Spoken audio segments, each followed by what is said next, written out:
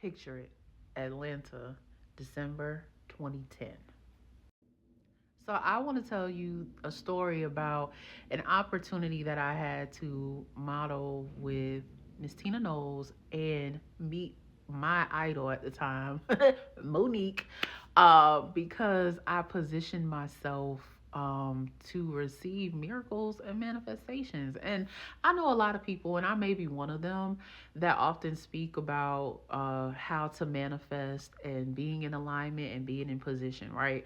But sometimes being in position to receive a manifestation or a miracle has nothing to do with, what you're already doing. It's not always about the school of thought that you are aligned to. It's not always about the circles and the network that you already have, the things that you constantly do and build upon in order for a big break or opportunity to come. Sometimes all it takes is an open heart and you uh, practicing mindfulness, being cognizant of the opportunities that can come at any given moment. So, this story time is to hopefully inspire you to live in Delulu. So it's 2009. I think it was like the summer 2009, and I'm walking in Greenbrier Mall in Atlanta, in Southwest Atlanta. This is when it was still a little popping. Don't go there now. There's nothing there but like tire flats. But I was walking. I was on the phone with this guy that I had a crush on, that I was deeply, deeply in love with. I don't think he knew, but we were on the phone, and I slipped on a flyer. Flyer. Okay. And it was for a full figure fashion week show. And I slipped and I was like, God damn. And he was like, what happened? I was like, I just slipped on this flyer. But I don't know. It says it's a casting call for a modeling show. And he was like, are you going to try out? I was like, no, I said it's for models. He was like, are you going to try out? I was like, you don't understand what I'm telling you? So he's like, I think you should go ahead, go to the casting call, just see what they say. And I'm like, you want me to sit there and have somebody tell me that I'm too ugly, okay? And he was like, what? Because I've always been very shy. Even to this day, I'm very shy. I'm just, to the back or whatever.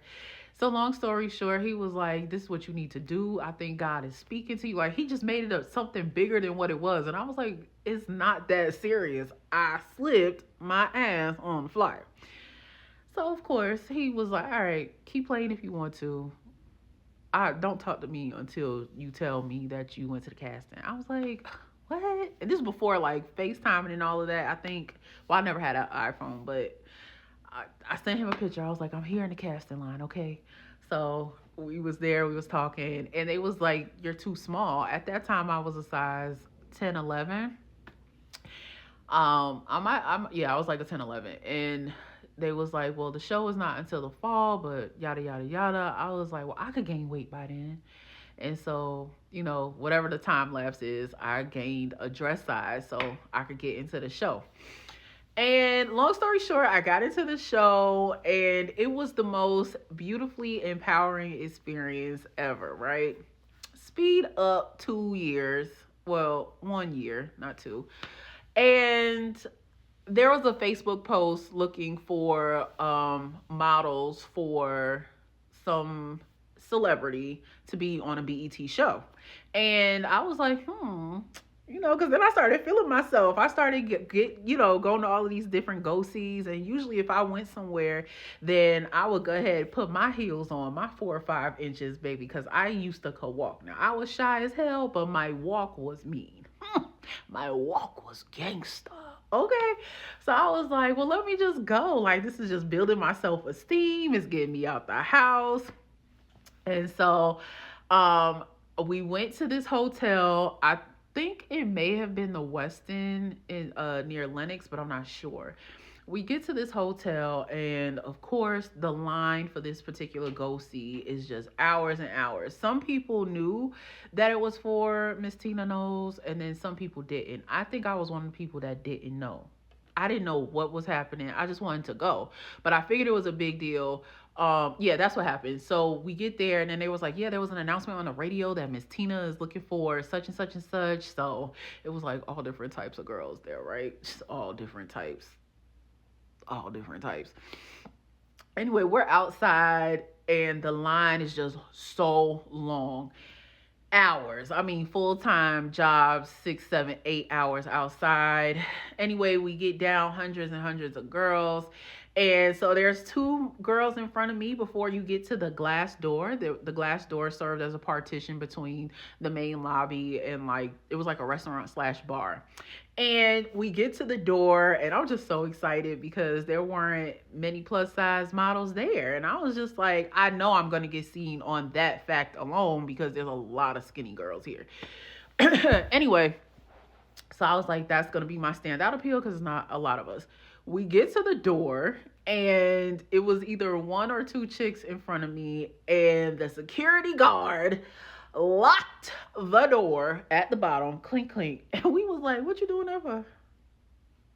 Now intuitively, you know what that means. It's being, they shutting it down. But he was like, "Yeah, sorry about that. Y'all can't, security and entertainment is just." They are ruthless. They like, yeah, sorry about that. Y'all ass gotta go. We was like, first of all, I was like, don't talk to me like that. You ain't talking to me like that. But he was like, y'all gotta go now. Bye. And so a lot of us was like, what does that mean? Like, so we're not going to get seen at all? Is there a part two to the casting call? Because mind you, I didn't know it was Miss Tina until I got there. And it was like, no, that's it. So like there was chicks cussing. Of course, they're getting mad, so they're leaving. And I'm still standing there like, I just took Marta 2 and 3 times to get here. What does that even mean? You're telling me something that I'm just not computing. And so I just stood there because I was just like, what the hell? What? This chick comes out from the other side of the door, and people were asking her, they're like, what's going on? Did you see Miss Tina? That like they're bombarding her with questions. She was like, as far as I know, Miss Tina's not even here. But I just came to get my shoes, and she was trying to be all cute. I just came to get my shoes, because I gotta go back upstairs. I'm sorry y'all didn't make it, and all that little fake stuff, because love and hip hop at that time was so big. Everybody wanted a piece of Atlanta entertainment, and they still do, but it was such an excitement at that time. It was just a certain type of energy, you know what I'm saying? So some girls was like, well, I'll sleep with security to get seen, and I'll do this. It was like a lot. So she was like, nah, they're not letting nobody come through unless you got the second badge. And yeah, so everybody knew it was just time to go. I said, sis about to go slip out here. I saw security turn their back and go upstairs to the lounge area.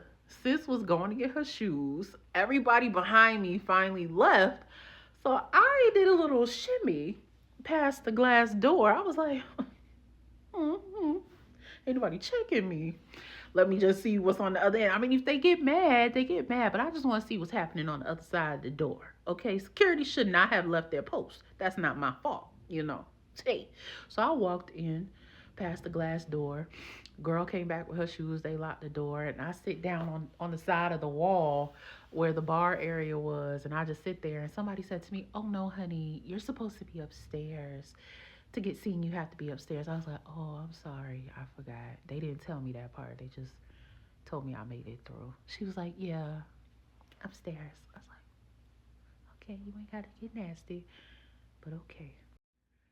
So I make it upstairs, nervous as hell because I didn't want security to be like, yo, again, these security, they're nasty sometimes. But it was a lot going on. People were getting clothes sewn on them. Hair was everywhere. Makeup was everywhere. People walking around topless. I was just like, this is a lot. It's a lot. So I just found myself sitting back down on the side of the wall because I didn't know what was happening. You had chicks, they was walking away crying. It was like, I can't believe this. I got so close to this mother effing dream. And that it was like a lot. It was very intense. Now, mind you, I was in my 20s, y'all. So I had spent like my last good $100. Like I had some more pocket change, but on this wig that I found at the beauty supply store. Now, mind you, lace fronts weren't as, all available, accessible to the general public like they are now, in 2010. So I found this really good, big, beautiful wig. It was everything, and I needed to have it. I just wanted to have it for the go see. So I'm sitting there, with my ankles crossed, and out of my peripheral, I see somebody point at me, and I hear them say, "Well, what about her?" Now on the inside, I already knew they was talking about me because I was the only one sitting down. I wasn't crying, I wasn't cussing, I wasn't throwing wigs. So I was just like, with my ankles crossed and my shoulders squared, my spine all straight and aligned, and me being all, etiquette and pinkies up. I was sitting there and I didn't want to say, "Who, me? Who, me?" So I just sat there. And they was like, "Yeah, what about her?" "You, excuse me, come here, please." I was like, "Okay." She was like, she's a little Asian girl, but she like had so much flavor. She was like, "How tall are you?" I was like, 5'10" and a half. She was like, "Okay, what size are you?" 14, 16. Okay, thank you. And then I hear some mumbling. And then she's like, "You know what? Come with me to the back." And then this lady about this tall started touching my sides, and I was getting real insecure. She was like, "Oh, you got a Spanx on?" I was like, "Yeah." She's like, "Oh, okay." She was like, "How do you feel about wearing something tight?" But it was like a southern drawl. And I was like, I think I know that voice. I know that voice. And I looked up and I looked her in her eyes, but she looked different.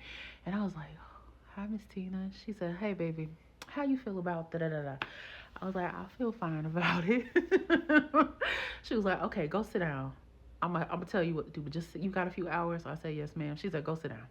I said, "Okay." So, long story short, she started not arguing. Her and the little Asian girl was going back and forth. They worked together. And she was like, "Okay, well, y'all don't have," she's like, "Atlanta doesn't have a Walmart." And I started laughing, and I should have been laughing. That shit was funny. She's like, "Atlanta doesn't have a Walmart?" And she said, "Yeah." She was like, "Okay, well, go get her the outfit in a size 14, 16." And she said, "Come here." I said, "Yes, ma'am." She said, "Do you know why I picked you?" She was like, well, I ain't gonna say what she said. It wasn't bad, but it was just like Atlanta behavior. Atlanta culture is different. The entertainment scene in Atlanta is very different. And she commented on it. I was like, "Yeah." She was like, "But do you know why I chose you?" And I was like, "No, ma'am, I don't." She was like, "I saw your mannerisms over there when everybody else was running their mouth and being disrespectful and nobody knew I was here." She said, "And I saw your manners. And that, along with your hair, reminded me of my daughter. And so I figured I'd give you a chance." And I said, because she only got two. And at that time, one of her daughters only wore box braids, okay? And I did have the Hadley Street Dreams album, which was really, really good. But the other daughter is infamous for the hair. So I said, "Are you..." Because there's a lot of people out here that try to compare themselves to Beyonce. But you her mama, and you say, okay. So I was like, let me calm down. So, long story short, of course, she chose me, and the check was checking. The check from BET. Whoa. Oh, whoa. That was a nice check. But anyway, the next night, everybody thought the filming was going to be like in a week, but she didn't have that time. And so she was like, "We're doing this tomorrow. If y'all are not available tomorrow, thank you for coming through." Miss Tina was about her business, okay? She was putting us on game. And I can appreciate a woman of excellence and ethic that share just so freely. And so that had nothing to do with it, but to say I appreciate that. So we all take the van ride over. We get to the soundstage studio, the BET soundstage studio, and we walk into Monique's studio, and it was massive. The colors were like this taupe brown type of situation, and I'm in my own dressing room. It was just like amazing. These makeup artists, it was like, even though I'm a city girl and I'm from New York, I just felt like a country girl in the city world. And I was just like, oh my God. Because, I had been the overweight fat girl my whole life. And people have always disrespected me. People, I've been spit on. I've been made fun of. People have wanted to, act like they wanted to date me. You know how that all that sad stuff goes. And so I was just like, here I am, somebody who battles so much with my insecurity. I am here and this is amazing. And of course I started crying. I'm getting my makeup done, and the lady that was did my makeup, the second person, because the first person was rude as hell. She just was like, she could feel my energy and she just started praying over me, and I was like, oh my God. So there was so much food, but we couldn't eat the food because obviously models, TV, bloating. We was hungry. But I was like, ooh, when we get off the stage, I'm gonna get everything. Okay, so we get to the to the actual recording area, and um they were finishing shooting with Kevin Hart. And I just want to say this was a really cool experience. And I'm not name dropping, I'm just saying the experience of like being around these heavy hitters in the industry. Kevin Hart was not as infamous as he is now, but he was starting his celebrity, his fame was starting to build. So anyway, long story short, they get us in position, the doors open, and this was like no sexual assault. Kevin Hart walks directly into my cleavage. He was like, oh. I was like, what you mean? Oh, you walked into me. He's like, I'm sorry. Because, I'm a little rough around the edges sometimes. I was like, you walked into me. And he was like, I'm sorry. I was like, okay. Don't let it happen again. Thank you. Whatever. So we get they walk us around, and we get to the backstage of the area. And at the opening of the curtain was Miss Tina on the left hand side, y'all, and Monique on the right hand side. I was like, girl, don't cry, because hello, like Monique was everything to me at this point. She was really the only person in popular culture at that time. Like now we see a lot of people on Instagram and all these other people that have opportunities, plus size, I'm saying, who, they're beautiful, they're big, they're voluptuous, they're seen as sex symbols and sirens and all that. But Monique was the only one at that time. And so I had read her book, Skinny Women Are Evil. I watched the Parkers, I watched the movie Fat Girls, and it's still one of my favorite movies because it's like, big women, plus size women, BBW, curvaceous women can be seen as desirable by men of affluence. You know what I mean? And it was just like, here I am looking at this woman who is just goddamn fucking gorgeous. Oh, and she's a millionaire. That has nothing to do with it, but she worked really hard. You know what I'm saying? And she built that off of her looks. So I just looked over there because I just wanted to see her before everything started. And the curtains are still closed, so her and Miss Tina are going over logistics or whatever, and she and I catch eye, me and Monique, and she looked at Miss Tina and she said, that sure is a beautiful bitch. Oh my God. Now I don't let people call me a bitch, okay, but this one time God might be using you. Woo! Oh, she called me beautiful. And in that moment, I just was like, you can't tell me nothing. Okay? Goddamn, Tina Knowles said I am beautiful. She respect me. And Monique said I'm a beautiful bitch. A hater gonna hate. A hater gonna say I'm lying. So that was like an amazing opportunity, right? And of course, I got to put that on my professional resume, but I truly think that Spirit used that as the conduit to really build my confidence, right? And no, you should not build your confidence off of what other people say, because people will use those same methods to break you. However, it was just that energy, you know what I mean? That type of, yeah, that frequency of these people who know what they're talking about in many different facets, and they're like, girl, you got it. And I was like, I do a little bit, I do. And so that was really cool.